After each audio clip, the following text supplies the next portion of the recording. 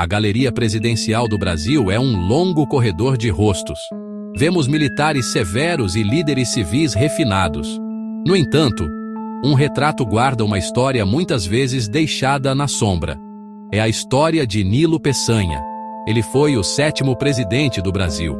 E ele foi, até hoje, o primeiro e único presidente negro da nação. Este fato não é uma nota de rodapé. É uma verdade central da nossa República. Uma verdade que foi deliberadamente ocultada por décadas. A jornada de Peçanha até o mais alto cargo é uma notável história de resiliência. Ele navegou por uma sociedade construída sobre hierarquias raciais profundamente enraizadas. Sua vida desafia a própria narrativa que o Brasil contava a si mesmo sobre raça e oportunidade. Ele era um homem de origem humilde que alcançou o ápice do poder. Nascido em 1867 em Campos dos Goitacazes, Rio de Janeiro, Nilo Procópio Peçanha veio de uma origem modesta. Seu pai era padeiro. Sua mãe era filha de um proeminente fazendeiro local. Sua herança miscigenada era um segredo aberto em sua cidade natal. No Brasil do final do século XIX, isso era um obstáculo significativo. A sociedade era estruturada em torno da brancura como o ideal. Ser visivelmente não branco era carregar um fardo de preconceito. Quando Nilo Peçanha assumiu o cargo em 1909, o Brasil era uma república jovem e incerta. A monarquia havia caído apenas 2 décadas antes, em 1889.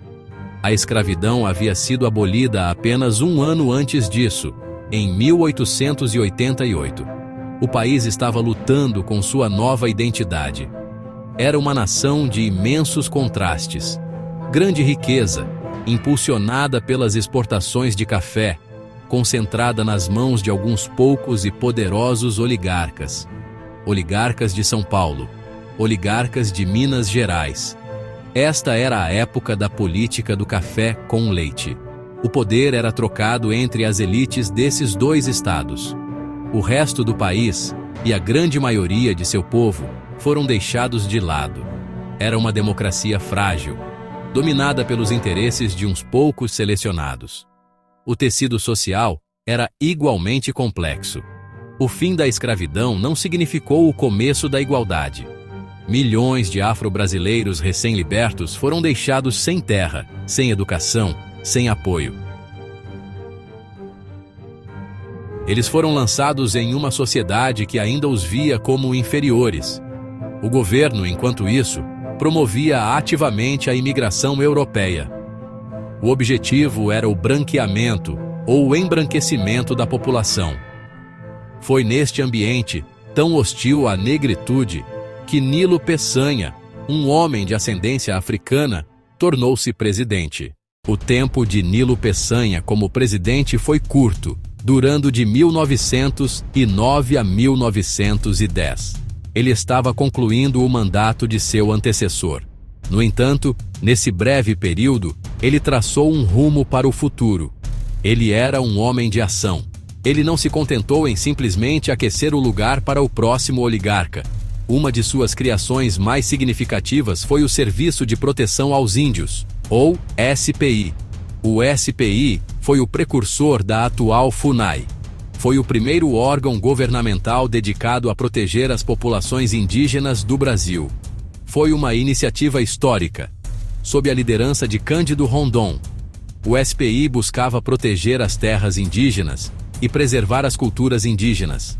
Ele também tinha uma visão para um Brasil mais educado e qualificado. Peçanha entendia que o futuro do país dependia de seu povo.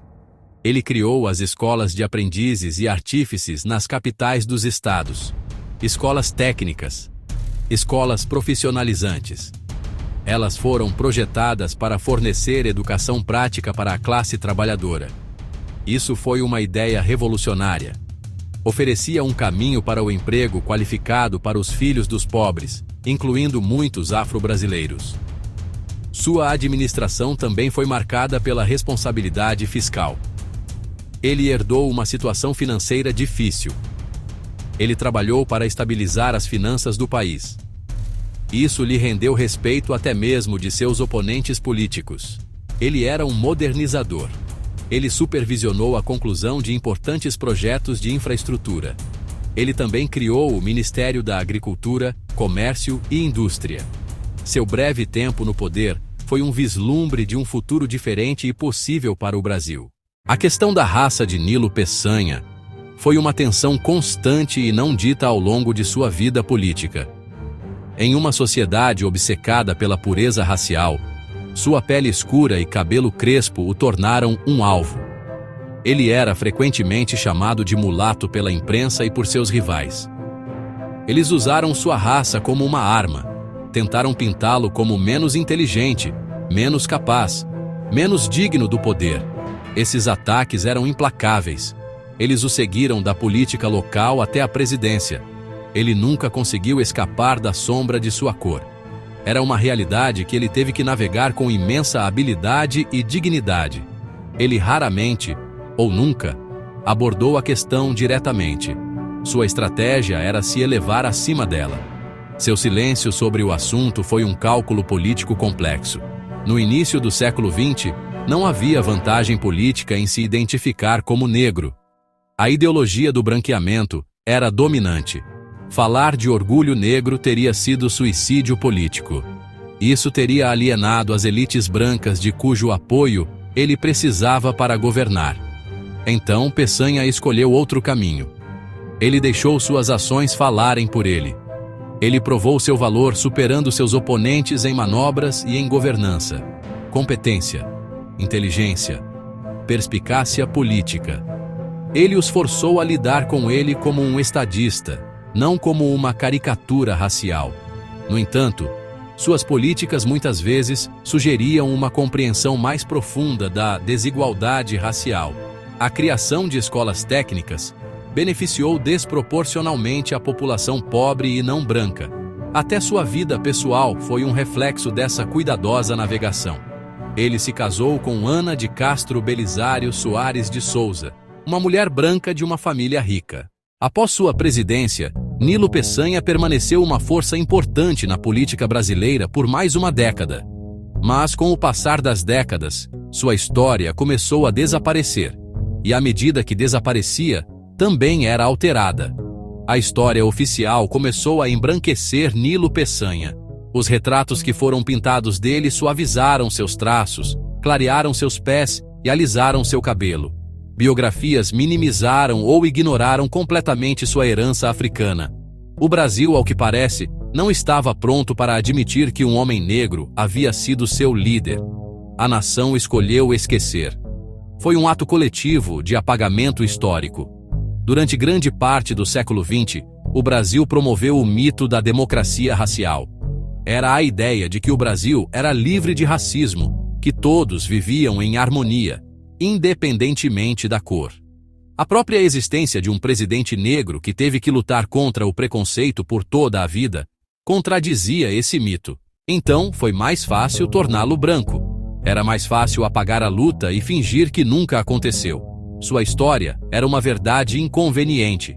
Foi sacrificada para manter uma fantasia nacional. Hoje, no entanto, isso está mudando. Uma nova geração de historiadores, ativistas e cidadãos está resgatando a história de Nilo Peçanha. Eles estão tirando seu verdadeiro retrato das sombras.